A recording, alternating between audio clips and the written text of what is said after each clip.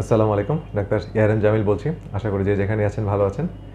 তো আজকের ভিডিওতে ভিটামিন ডি এবং ভিটামিন কে একসাথে কেন খেতে হবে বা গ্রহণ করতে হবে এই বিষয়ে কিছু কথা বলবো।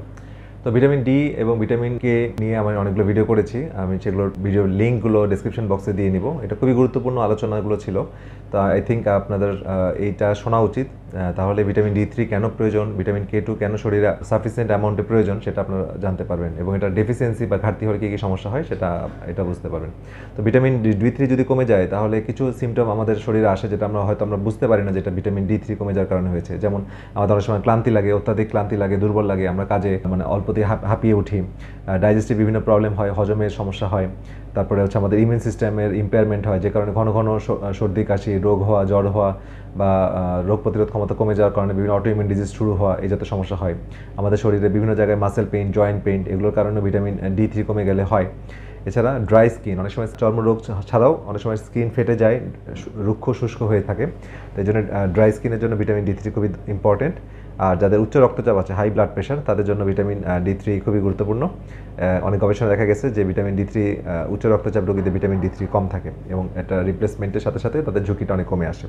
এছাড়া মুড সুইং, অর্থাৎ ভিটামিন ডি কম থাকলে শরীরে ডিপ্রেশনের ঝুঁকি অনেক বেড়ে যায়, হতাশাগ্রস্ততা আসে। এই জন্য অনেকটা গবেষণা দেখা গেছে যে শীত প্রধান দেশে, যেখানে ভিটামিন ডি3 কম তৈরি হয়, কারণ সানলাইট কম প্রডিউস হয়, কম আসে শরীরে, কম এক্সপোজার হয়। তো যে কারণে বিকালের দিকে সুইসাইডাল টেন্ডেন্সি অনেক বেশি থাকে বা ডিপ্রেশনের ভাবটা অনেক বেশি আসে। তো ভিটামিন ডি এই মুড সুইং এবং ডিপ্রেশন দূর করতে খুব কাজ করে। এবং ভিটামিন ডির আরেকটা গবেষণা দেখা গেছে যে যাদের ঘাটতি হয় তাদের অতিরিক্ত মেদবাহুল্য বা মোটা হয়ে যাওয়ার প্রবণতা থাকে, এবং অতিরিক্ত ঘাম বা এই জাতীয় সমস্যাগুলো দেখা যায়। তো এখন ভিটামিন ডি3 তো আমরা জানলাম যে ভিটামিন ডি3 ঘাটতি হলে কী কী হয়, এবং ভিটামিন ডি3 আসলে আমাদের শরীরে অপটিমাম মাত্রায় রাখা দরকার, এবং ফাংশনাল মেডিসিন আমরা এটা অনেক বেশি মাত্রায় 80 to 100 এরকম রাখতে চাই। এবং অনেক গবেষণা, অনেক বই লেখা হয়েছে, অনেক রিসার্চ হচ্ছে যে ভিটামিন ডি3 আসলে যেহেতু ন্যাচারাল একটা স্টেরয়েডের মতো কাজ করে, কারণ নাম যদি ভিটামিন ডি, কিন্তু এটা 20% ভিটামিন এবং 80% হরমোনের মতো কাজ করে। সো এটা আমাদের বডিতে ন্যাচারাল স্টেরয়েডের যেমন কাজ করে, অ্যান্টি ইনফ্ল্যামেটরি প্রপার্টি আছে, এবং আমাদের অটোইমিউন ডিজিজ সহ অন্যান্য ঘাটতিগুলো পূর্ণ করে। আচ্ছা, এখন যেটা কথা বলছিলাম যে ভিটামিন কে2 বা ভিটামিন ডি3 কেন আমাদের একসাথে গ্রহণ করা উচিত, কারণ ভিটামিন ডি3 এবং কে2 একসাথে গ্রহণ করলে আমাদের শরীরে এটা দুইটারই অ্যাবজর্পশন রেটটা অনেক বেড়ে যায়।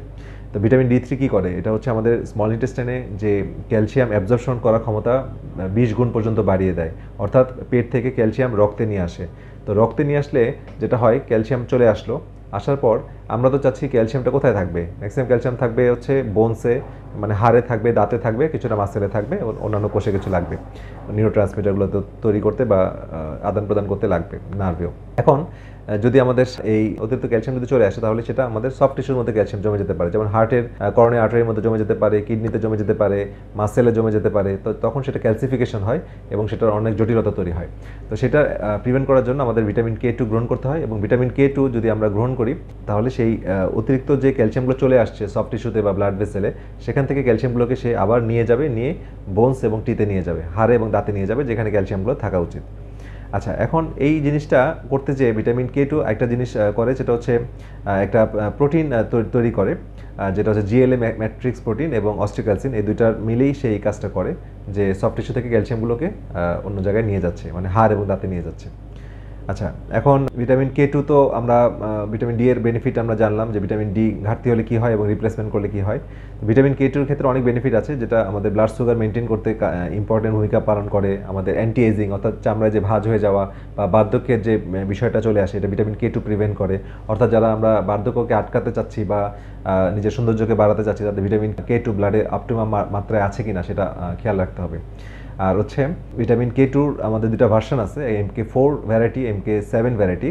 তো MK4 সাধারণত অ্যানিম্যাল ফ্যাট থেকে আসে, আর MK7টা হচ্ছে আমাদের ব্যাকটেরিয়া থেকে তৈরি হয়, বাট MK7 এর অ্যাবজর্পশন রেট এবং এটার বায়োঅ্যাভেলেবিলিটি বেশি, এবং এটা তুলনামূলক বেশি ভালো পারফর্ম করে, কাজ করে।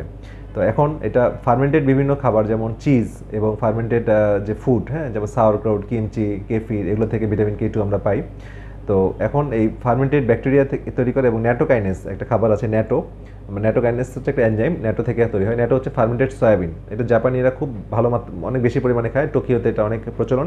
এবং এই জন্যই জাপানিদের স্কিনটা কিন্তু অন্যান্য মানে এশিয়ান পিপলের তুলনায় বা অন্যান্যদের তুলনায় জাপানিদের স্কিন কিন্তু খুব ইয়াং লুকিং দেয়ার। সো এটা ইম্পর্টেন্ট একটা বিষয়। তবে এখন আমরা অনেক সময় ফ্যাট ভয় খাই না, বা অনেক ডাক্তাররাও না বুঝে বলে দেন যে আপনার ফ্যাট খাবেন না, ফ্যাট আপনার শত্রু। তো ফ্যাট না খেলে যেটা হবে, ফ্যাট না খেলে ফ্যাট সলিউবল যে ভিটামিনগুলো, ভিটামিন এ, ডি, ই, কে, এগুলো কোনোটাই তো ফ্যাট ছাড়া শরীরে প্রবেশ করবে না। তো আপনি যদি না বুঝে যদি ফ্যাটটাকে কাট করে দেন, তাহলে কি হবে, তাহলে আপনি এই ভিটামিনের ঘাটতি আপনি পড়ে যাবেন। কারণ এটা শরীরে প্রবেশ করতে ফ্যাটের প্রয়োজন আছে। এই জন্য আমরা olive oil, coconut oil, avocado oil, peanut butter, তারপর হচ্ছে এমসিটি অয়েল, ডিমের কুসুম, এগুলোকে খাওয়ার কথা এনকারেজ করি। বিকজ ভালো ফ্যাটের মধ্যে অবশ্যই ভালো খারাপ আছে। খারাপ ফ্যাটের মধ্যে হাইড্রোজেনেটেড ফ্যাট, যেটা আপনার ট্রান্স ফ্যাট তৈরি করে ফেলে, ভেজিটেবল ফ্যাটগুলো অল্প হিটেই ট্রান্স ফ্যাট বা তৈরি হয়ে যায়, সেগুলো অ্যাভয়েড করতে হবে, যেগুলো ইনফ্ল্যামেটরি। বাট ওমেগা-3 যুক্ত ফ্যাট আপনাকে অবশ্যই গ্রহণ করতে হবে। আর ভিটামিন K2 ভালো সোর্স হচ্ছে, আরও সোর্সের মধ্যে বললাম তো গ্রাস ফিড বাটার, মানে যেসব গরু ছাগল ঘাস খায় এবং তাদের শরীরে ভিটামিন K2 ভালো তৈরি হয় এবং তাদের ইন্টেস্টাইনের মধ্যে সেই এনজাইম আছে তৈরি করার। এছাড়া চিজ, যেটা পনির, এখানে হার্ড চিজ, সফট চিজ, দুইটা চিজই যে ফার্মেন্টেশনের মাধ্যমে তৈরি হয়, সুতরাং এখানে ভিটামিন K2 পাওয়া যায়। ডিমের কুসুমে ভিটামিন K2 পাওয়া যায়, প্রোভাইডেড মুরগিটা যদি ফ্রি রেঞ্জিং মুরগি হয়, অর্থাৎ দৌড়াদৌড়ি করতে বেড়াচ্ছে অথবা অনেক জায়গা ধরে এসে মুভ করতেছে এবং ঘাস খাচ্ছে, পোকামাকড় খাচ্ছে, গায়ে রোদ লাগতেছে, এরকম মুরগির ডিমে ভালো K2 পাওয়া যাবে এবং কালারটা অরেঞ্জ কালারের হবে। ঠিক আছে, এটা ভালো ডিম চেনার উপায়, ডিমের কুসুম। এছাড়া হাঁস মুরগির লিভারে পাওয়া যায়, গরুর লিভারেও পাওয়া যায়, ছাগলের লিভারেও পাওয়া যায় ভিটামিন K2। তো এই বিষয়গুলো যদি আমরা জানি এবং ভিটামিন D3 এবং K2 যদি আমরা খাবারের মাধ্যমে নিতে পারি, অথবা খাবারের মাধ্যমে যদি সবার সম্ভব না হয় তাহলে ফুড সাপ্লিমেন্টের মাধ্যমে নেওয়া, তো সেগুলো যদি নিতে পারি তাহলে আমাদের এই ঘাটতিগুলো থাকবে না। কারণ নিউট্রিশনাল ঘাটতি কিন্তু একটা রোগের তৈরি করার একটা অন্যতম রুট কজ। আমরা দীর্ঘদিন ভালো কোয়ালিটি খাবার খাই না, তো কোয়ালিটি খাবার না খাওয়ার কারণে আমাদের বিভিন্ন অসুখ হচ্ছে, বিভিন্ন সিমটম হচ্ছে, এবং ওই সিমটমটা কাউন্টার করার জন্য আমরা বিভিন্ন সিনথেটিক ওষুধ নিচ্ছি। সেই ওষুধটা কী করতেছে, সিমটমটাকে ম্যানেজ করতেছে, নট দ্য কজ, কারণটাকে ম্যানেজ করতেছে না। কারণটা কি? কারণটা হচ্ছে রুট কজটা হচ্ছে আপনার এই ঘাটতির কারণে এই সিমটমগুলো আসছে। আপনি ঘাটতিগুলো পূর্ণ না করে আপনি সিমটমটাকে প্রেস করে রাখলেন, তাহলে এটা তো আসলে ম্যানেজমেন্ট হলো, এবং এটা দিনকে দিন কিন্তু শরীরের উপর বিরূপ প্রতিক্রিয়া পড়তেই থাকে এবং আরও সাইড ইফেক্ট তৈরি করতেই থাকে। কারণ যতক্ষণ আপনি রুটে হাত না দেবেন, ট্রিটমেন্টটা রুট কেন্দ্রিক না হবে, ততক্ষণ পর্যন্ত প্রপার বা রিয়েল ট্রিটমেন্ট যেটা আমাদের ডিজায়ার বা এক্সপেক্টেড ট্রিটমেন্ট সেটা হবে না। তো আজকের ভিডিওটা এই পর্যন্তই। পরবর্তী ভিডিও দেখার জন্য আমন্ত্রণ থাকলো, এবং এই ভিডিও থেকে যদি কোনো কিছু জানার থাকে অবশ্যই কমেন্ট সেকশনে আপনারা মন্তব্য করবেন, ইনশাআল্লাহ উত্তর দেওয়ার চেষ্টা করব। সবাই ভালো থাকেন, সুস্থ থাকেন। পরবর্তী ভিডিও দেখা আমন্ত্রণ রইল। আল্লাহ হাফেজ।